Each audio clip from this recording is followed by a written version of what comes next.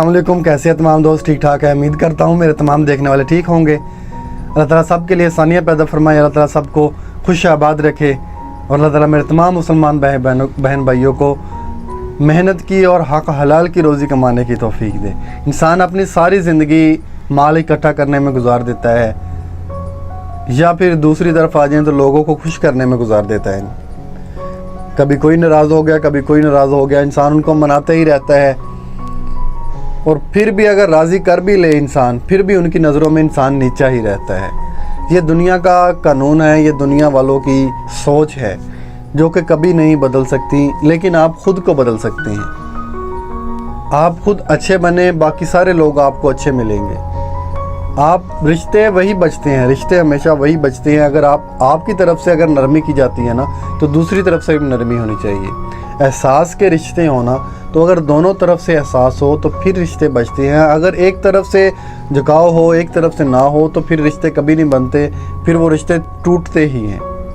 اپنے رشتوں کو بچانا ہے تو آپ احساس پیدا کریں اپنے اندر۔ اگر کوئی آپ کے ساتھ نرمی سے بات کرتا ہے، کوئی آپ کے ساتھ محبت سے، احساس کے ساتھ بات کرتا ہے، تو آپ کی طرف سے ہی وہی رسپانس ہونا چاہیے اس کو۔ یہ نہیں کہ کوئی انسان آپ سے معافی مانگ رہا ہے، آپ پھر بھی اس کو معاف نہیں کر سکتے۔ اگر اللہ تعالیٰ اپنے بندے کو معاف کر سکتا ہے تو آپ انسان ہو کے کیوں نہیں معاف کرنا جانتے؟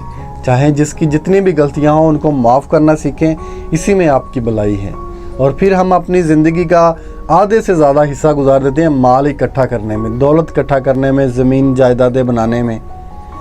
ایک بات کبھی کسی بندے نے نوٹ نہیں کی کہ جب ہم کوئی بھی والدین خاص طور پہ لکھتے ہیں وصیتیں اپنے بچوں کے نام، کہ جب انسان اپنی وصیت نامہ لکھتا ہے نا، انسان جب وصیت نامہ لکھتا ہے اپنی اولاد کے نام زمین کرنے کے، یا کسی بھی دوسرے کے نام اپنا مال دولت اس کے نام کرنے کے لیے، اس کے حق میں کرنے کے لیے جب وصیت نامہ لکھتا ہے نا، تو اس میں سب کے نام ہوتے ہیں۔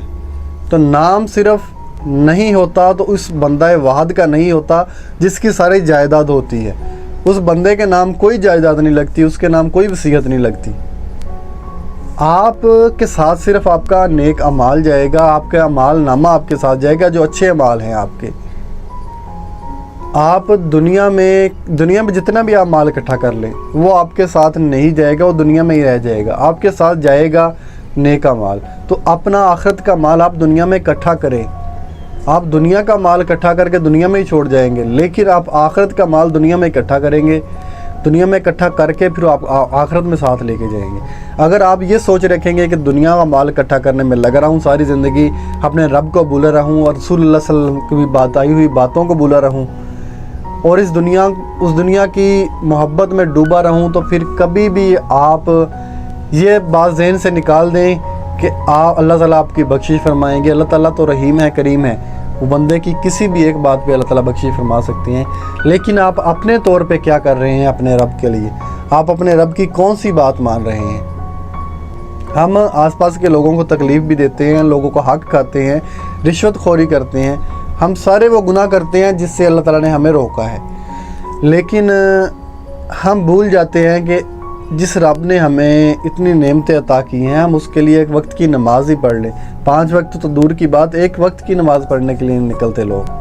کم از کم فجر کی نماز تو لازمی پڑھا کریں، فجر کی نماز کے لیے اپنا وقت نکالیں۔ اپنی نیند کو، کتنی عزیز نیند ہے آپ کو کہ آپ اپنے اس رب کو بھول گئے ہیں جس نے آپ کو سارا دن آپ کو دیا ہے کہ آپ نعمتیں اکٹھی کرو، اللہ تعالیٰ کی رزق کماؤ، لیکن رات کا بھی نہیں، آپ کو رات کا پچھلا پہر مانگا ہے آپ سے کہ آپ صرف اللہ کی عبادت کریں۔ آپ وہ بھی اللہ کی عبادت میں نہیں گزار سکتے، تو پھر آپ سے، ہم سے، مجھ سے بڑا گناہ گار کون ہو سکتا ہے کہ ہم اپنے رب سے ہی دور ہو گئے ہیں، جس رب نے ہمیں پیدا کیا ہے، جس رب نے ہمیں نعمتیں دی ہیں۔ ہم ان نعمتوں کو اکٹھا کرنے میں لگ گئے ہیں، لیکن بھول گئے ہیں کہ ہمیں یہ نعمتیں عطا کرنے والا کون ہے۔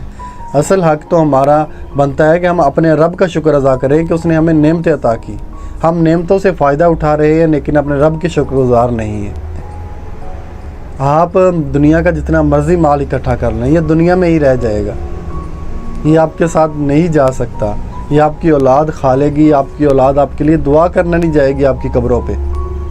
تو آپ کیوں اپنے رب کو بھولے ہوئے ہیں؟ کیوں آخرت کے عذاب کو بھولے ہوئے ہیں؟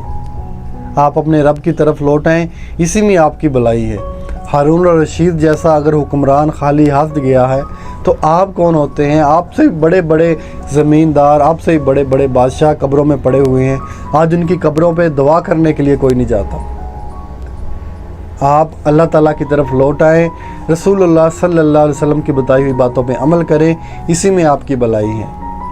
अगर आप दुनिया कमाने में लगे रहेंगे आपकी आखिरत ख़राब हो जाएगी। मेरी दुआ है कि अल्लाह ताला तमाम मुसलमान भाई बहनों को मेहनत की रोज़ी कमाने की तौफीक दे और आखिरत का माल इकट्ठा करने की तौफीक दे। खुश रहें, आबाद रहें, अल्लाह ताला सब के लिए आसानियाँ पैदा फरमाएँ। जज़ाकल्लाह खैर।